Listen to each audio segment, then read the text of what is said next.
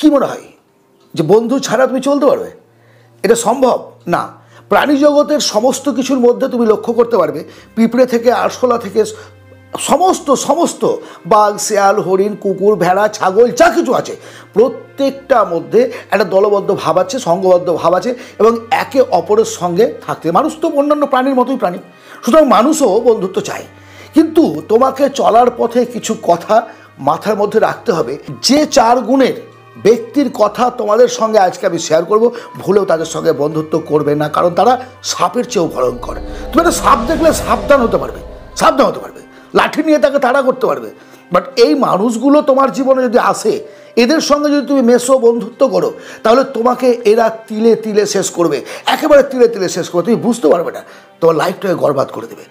এক শ্রেণীর মানুষ তুমি দেখেছো, প্রচুর বুদ্ধিমান, প্রচুর বুদ্ধিমান বললে বলে প্রচুর বিদ্বান, তাদের দেখবে কোয়ালিফিকেশান হাই লেভেলের, বাট কোথায় কি কথা বলতে হয় জানে না। এমন সময় এমনভাবে এমন জায়গায় কথা বলে বসবে যে তোমার সে বন্ধু, তোমার পরিচয়ের জন্য সে গেছে, কিন্তু এমন একটা কথা বলে ফেললো সেন্টিমেন্টাল লাগলো তোমার এসেছে, কাকে সঙ্গে এসছে।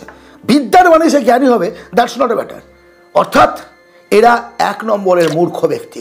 কতটা পড়াশোনা জানে সেটা কোনো ব্যাপার না, কিন্তু কথা বলতে জানে না, পরিবেশ বোঝে না, কোথায় কী অবস্থায় কী পোশাকে যাওয়া উচিত সেটা জানে না। এইসব বন্ধুর সঙ্গে মেশবে না। এদের সঙ্গে বন্ধুত্ব করলে তোমার মান সম্মান টানাটানি হবে। লোভী বন্ধু, চমৎকার শ্রেণীর বন্ধু এরা না। দেখো, এরা নিজের স্বার্থ সিদ্ধির জন্য না তোমাকে পর্যন্ত বন্দি করবে। বন্দি মিনস কি, তোমাকে গায়েব গুপ করে দেবে সেটা বলছি না, সেটা করতেই পারে, সেটা তো হচ্ছেই, জানো তুমি, আজকাল তো হচ্ছেই, কিডন্যাপিং ইত্যাদি ইত্যাদি। তাছাড়াও এরা নিজের স্বার্থের জন্য তোমাকেও বিক্রি করবে। কবে দেখবে হয়তো একদল মানুষ তোমাকে কিনতে এসছে, তোমাকে তো বিক্রি করে দিয়েছে। মানে এত লোভী তারা না, যে তোমার নামে বিভিন্ন জায়গা থেকে ধার নিতে পারে, তোমার নাম ভাঙিয়ে তারা সুবিধা নিতে পারে, তারা তোমাকে শেষ করে দেওয়ার জন্য তোমার অর্থের প্রতি দৃষ্টি দিতে পারে, তোমার গোপন তথ্যগুলোকে নিয়ে সে ডাকাতি, চুরি, রাহাজানি ইত্যাদি ইত্যাদি বিভিন্ন ধরনের বাঁশ তারা দিতে পারে। এই লোভী মানুষের সঙ্গে কখনো বন্ধুত্ব করবে না, কখনো বন্ধুত্ব করবে না। মানি ব্যাগে 1 গাদা টাকা থাকলে এদের চোখ দাঁড়িয়ে যায়, কিভাবে ওই টাকাটা তারা নিজের পকেটে বার করে নেবে। সো ফ্রেন্ডস, এদের সঙ্গে কোনো মতে বন্ধুত্ব নয়। শোনো চাচা, আর এক শ্রেণীর মানুষ আছে এখানে যারা মহাপণ্ডিত, পণ্ডিতের বাচ্চা বলতে পারো। এই যে মহাপণ্ডিত ব্যক্তিগুলো নিজেকে এতটা পণ্ডিত মনে করে যে যারা এই সমাজে 8-10টা মানুষ যারা আছে তারা কিছুই বোঝে না, তারা গরু, তারা একবারে কিচ্ছু জানে না। আর সব জানতা গামছাওয়ালা হচ্ছে ও, সমস্ত কিছুতে। তুমি জাহাজের গল্প করবে জানে, রাজনীতির গল্প জানে, ফুটবলের গল্প, ক্রিকেটের গল্প জানে, ইন্টারন্যাশনাল গল্প রাখা। বা তুই তাকে জিজ্ঞেস করো যে তোমার পাড়ার ঘটনাটা কি, জানে না।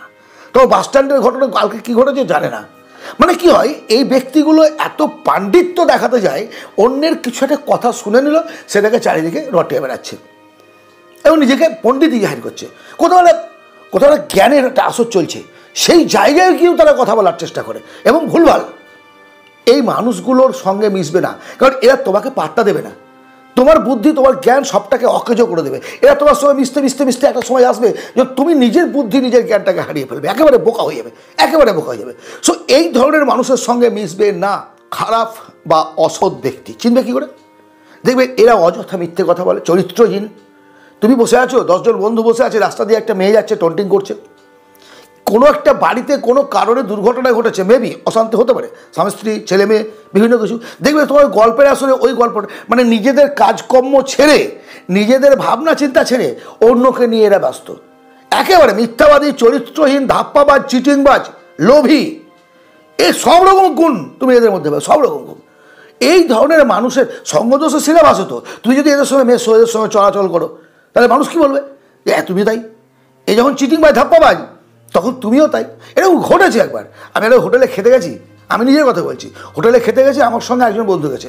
আমি জানি না ওই হোটেল ব্যক্তির টাকা মেরে সে বসে আছে, আমি কিন্তু জানি না, আর সেও জানে না যে আমি কোন হোটেল তাকে নিয়ে যাবো। গাড়ি থেকে যখন নামলাম, হোটেলে ঢুকলাম, তখন খাওয়া দাওয়ার পরে হোটেল ব্যক্তি, যখন হোটেলের যে ম্যানেজার, সে তাকে চিনতে পেরেছে, এসে বলছে, ভাই এতদিন পর কী আবার কোথায় ছিল তুমি? ও কাচুমুচু অনেক কিছু হলো, অনেক কিছু ঝামেলা হয়েছে, সেসব তথ্য এখানে দেবো না, বুঝতে পারছো ব্যাপারটা?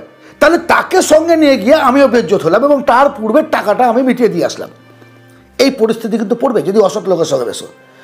আজকের এই যে 4 গুণ সম্পন্ন ব্যক্তির কথা বললাম ব্রাদার, যদি জীবনে উন্নতি চাও, অবশ্যই সঠিক সঙ্গী চয়েস করো, যারা তোমার সঙ্গ দেবে, তোমার সর্বনাশ করবে না।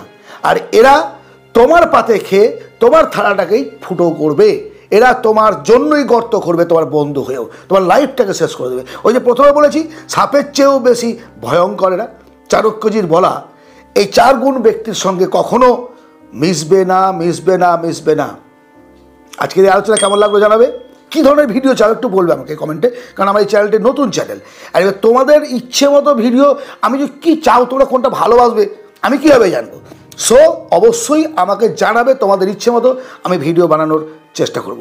যদি ভালো লাগে সঙ্গে থেকেও একটা লাইক করো, সাবস্ক্রাইব করো। ভালো থেকো, পরবর্তী ভিডিওতে আবার কথা হবে। ধন্যবাদ।